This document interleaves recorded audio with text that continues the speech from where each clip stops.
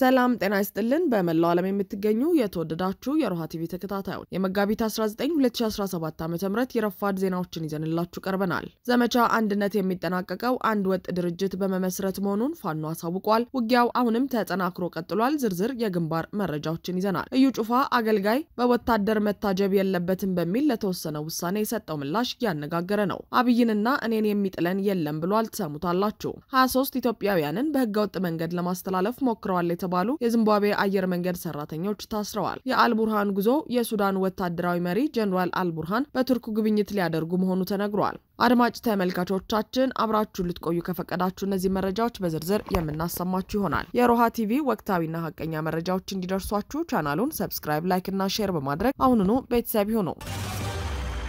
ዘመቻ አንድነት የሚጠናቀቀው አንድ ወጥ ድርጅት በመመስረት መሆኑን ፋኖ አሳወቀ። የፋኖ ኃይሎች ያወጁት ዘመቻ አንድነት በጎንደርና ወሎ ግንባር በፋኖ ድል ታጅቦ ቀጥሏል። በደቡባዊ ጎንደር ቀጠና በስማዳና እስቴ ወረዳዎች ልዩ ስማቸው አጎና፣ አገዛና ዝንጀሮ ገደል በተሰኙ ቦታዎች የአማራ ፋኖ አንድነት በጎንደር ሜጀር ጀነራል ውባንታ ባተ አንደኛ ኮር፣ መቅደላ ብርጌድ፣ ስቴደንሳ ብርጌድ፣ ስማዳ ሀገረ ቢዘን ብርጌድና እንዳቤት ብርጌዶችና የኮሩ ሌሎች ሻለቆች ያገዛዙ ሰራዊት ላይ በወሰዱት መብረቃዊ ድምሰሳ ሁለት ስንቅና ወታደር የጫነ ያገዛዙ ተሽከርካሪ ሙሉ በሙሉ ወድመዋል። ከ75 በላይ ያገዛዙ ወታደር ሲደመሰስ ቀላል የማይባለው ቆስሏል። ቀሪውም ተማርኳል። ውጊያው አሁንም ተፋፍሞ ስለቀጠለ ጠላት ላይ የደረሰው ሰብአዊና ቁሳዊ ኪሳራ ቁጥሩ ሊያሻቀብ ይችላል ሲል ድርጅቱ አሳውቋል። በኮሩ ስር የተዋቀረው ተወርዋሪ ኃይል የድሉ ባለቤት ነው ብለዋል። በተመሳሳይ በሰሜን ምዕራብ የጎንደር ቀጠና በጠገዴ ወረዳ የምትገኘው ቅርቅራ ከተማ በአማራ ፋኖ አንድነት በጎንደር የጎቤ ክፍለ ጦር ጠራ ብርጌድ ቁጥጥር ስር ገብታለች። በዚህ ግንባር ዛሬ አስደናቂ ፈጣን ንቅናቄ በማድረግ ጠላትን ሙት ቁስለኛና ምርኮ በማድረግ የወረዳ ከተማዋን ቅራቅርን የተቆጣጠረው የአማራ ፋኖ አንድነት በጎንደር ሰራዊት በከተማዋ ተበትነው ቤት ለቤት የተደበቁ ያገዛዙ ታጣቂዎችና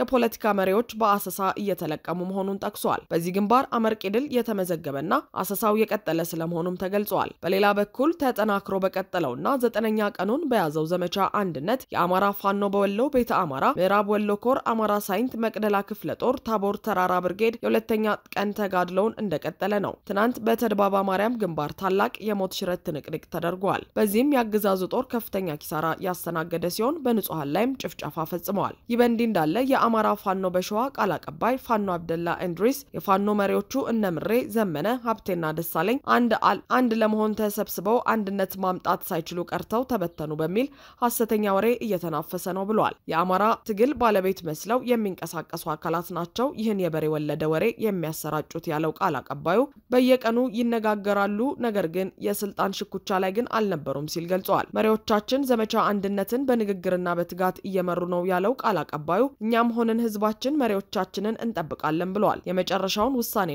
ሁኔታ መሪዎቻችን ይፋ ያደርጋሉም ሲል ገልጸዋል። በአራቱም ግዛት ያለን የፋኖ ኃይሎችም የስልጣን ሽኩቻ ውስጥ አልገባንም፣ ተግባብተን ዘመቻውን እየመራን ነው ብለዋል። ለምሳሌ አይታችሁ እንደሆነ ትናንትና አማራው አንድ መሆን አለበት፣ ፋኖ አንድ መሆን አለበት ብሎ ስለ የነበሩ ሰዎች ሁሉ የውሸት መረጃዎችን እየፈበረኩ ሲሰጡ በግልጽ ያየንበት ነው ማለት ነው። ለምሳሌ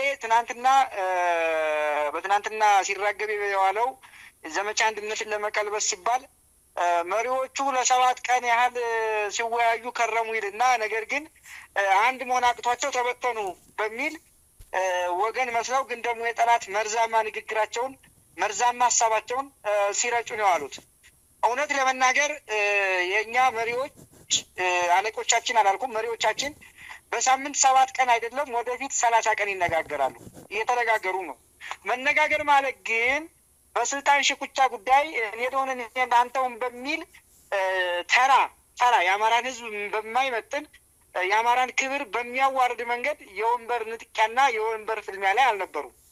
እነሱ መሪዎቻችን በቀን አንዴ ብቻ ሳይሆን 2-3 ሲወያዩ የነበረው ዘመቻ አንድነት እንዴት እየሄደ ነው፣ እንዴት እየተገመገመ ነው፣ ህዝባችን ላይ ምን ለውጥ አመጣ፣ ቀጣይ በውሎ ላይ ያሉት በዚህ ጥረቶች ነበሩ፣ በዚህ ጠንካራ ጎን ነው እያሉ እየገቡ ወደዛው ነው አቅጣጫ እያስያዙ ዘመቻ አንድነት በትብብር በቅንጅት በፍጹም ትህትና በፍጹም መመካከር ሲመሩ የነበረበትን ገልብጠው ግን ወዳጅ መስለው የአማራ ህዝብ ምክር ይስጥ በሚል የጠላት መርዛማ ንግግራቸውን ሲረጩ በተጨባጭ አይተናል። እነዚህ ኃይሎች ትናንትና ፋኖን ከፋኖ ጋር ሲያታኩሱ የነበሩ አንዱን በአንዱ ላይ የጥላቻ መርዛቸውን በመንዛት አማራ አንድ እንዳይሆን ሲሰሩ የነበሩ ሰዎች እንደሆኑ ይሄ በግልጽ ህዝባችንም ያውቃል፣ እኛም እናውቃለን። አሁንም ደግመን ማስገንዘብ እንፈልጋለን። በመሰረቱ የአማራ ፋኖ አራቱ አደረጃጀቶች ቅድም አቤ ሲያነሳ እንደነበረው ቤዛሞን ጨምሮ በበርካታ ሁኔታ ውስጥ ሆነው ብዙ ስራዎችን ስንሰራ ቆይተናል። ነገም እንሰራለን። ምናልባትም ደግሞ የመጨረሻውን መሪዎቹ ራሳቸው የመጨረሻ እልባት ሊሰጡ ይችላሉ። ይሄ እውነታ ሆኖ ሳለ በቀጥታ በሬ ወለደ ጭራሽ ስለ አመራር ጭራሽ ስለ አመራር ስምሪትና መሰል ጉዳዮች ተነስቶ በማያውቅበት እንዲህ አይነት መርዝ መርጨት የአማራን ህዝብ ምን ያህል ያዋርድ እንደሆነ ወይም ከጠላት በላይ ጠላት ሆነው እየሰሩና ዘመቻ አንድነትን ለማዋረድ ዘመቻ አንድነትን ያማጣውን ድል በማሳነስ በአመራሩ መካከል ጥርጣሬ እንዲፈጠር ተስፋ መቁረጥ እንዲኖር በተለይም በሰራዊቱና በአማራ ህዝብ መካከል በዘመቻ አንድነት ያገኘውን ድልና ትልቅ ተስፋ ሙጥጥ አድርጎ በሚያጠፋ መንገድ ወገን መስለው ሲረጩ የነበሩ ወገኖች አሉ። መሪዎቻችን ናቸው፣ በጣም የምንጠብቃቸው የምንወዳቸው መሪዎቻችን ናቸው። አሽከር ግን ወይም ደግሞ የነሱ አለቃ ሆነው ብለው ማያውቁ ሊሉም አይችሉም። የዚህ ስብዕና የላቸውም። ይሄ ባለበት ሁኔታ ግን አንዱን ከአንዱ ለማጋጨት አንዱን የአንዱን ሚና ከፍ በማድረግ የጠቀሙ በመምሰል ሌላኛውን ደግሞ ዝቅ በማድረግ አንድነትና መተማመን እንዳይኖር ሲፍጨረጨሩ ልክ ከአገዛዙ በላይ አገዛዙ ከበደለም በላይ አገዛዙ በነገራችን ላይ ከዚህ በላይ ምንም አላደረገም። በውስጥ ሆነው ውስጥ አዋቂ ነኝ በማለት እንዲህ አይነት የጥላቻ መርዝ መርጨት በእውነቱ የአማራን ህዝብ ለድጋሚ ባርነት ለድጋሚ አሽከርነት የአማራ ህዝብ አንድ ወጣት ታጋይ ድርጅት እንዳይኖረው በቀጥታ አልሞ ከመስራትም በላይ ነው። ይሄ በእርግጥ ህዝባችን ጠንቅቆ ያውቃል።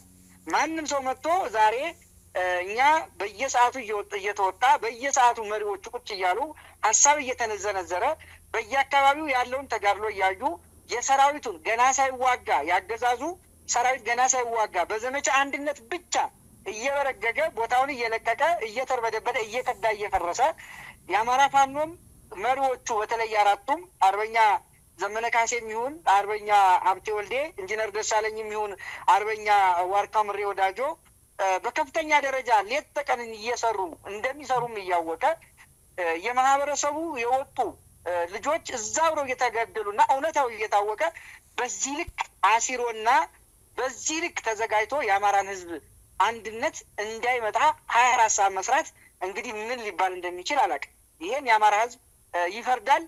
መልስም በነገራችን ላይ እየሰጠ ነው። በቀጥታ ምላሽ እየሰጠም እንደሆነ እናውቃለን።